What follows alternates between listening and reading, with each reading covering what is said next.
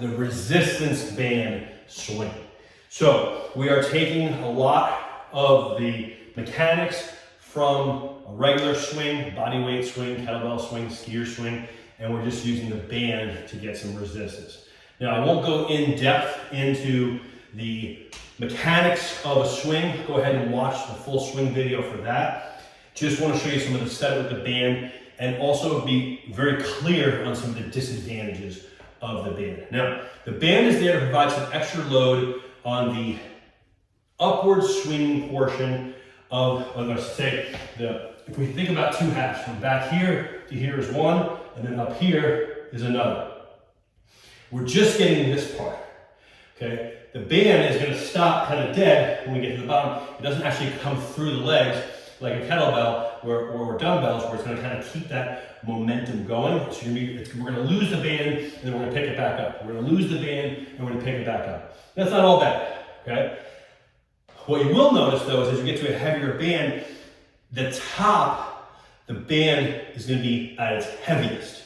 Whereas in a kettlebell, it actually becomes weightless at the top, okay? And it floats, if you will. So you may find that you can only use so much resistance of a band before it starts to become this muscular front raise. And we don't want that, right? Because when we are in the top position of the swing, well, where are we?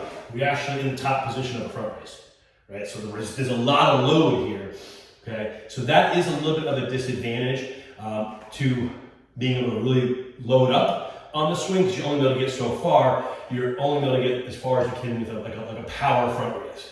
Anything beyond that, you're not going to be able to add more load. Okay, so just understand that as you go through this if resistance band is your only choice.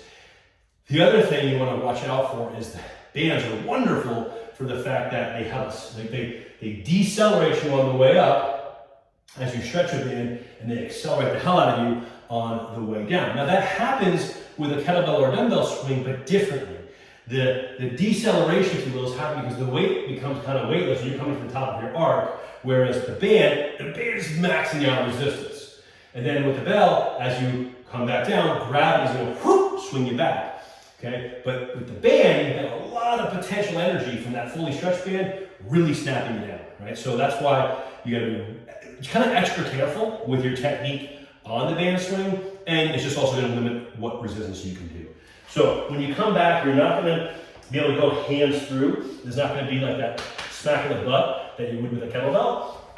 Okay, but I'm here and I'm still going to explode hips forward. And really, I kind of recommend a little pause at the bottom to reset with the band, because it's just different with the band. You're not going to get that continuous momentum that a bell will bring you. So just do a little reset at the bottom.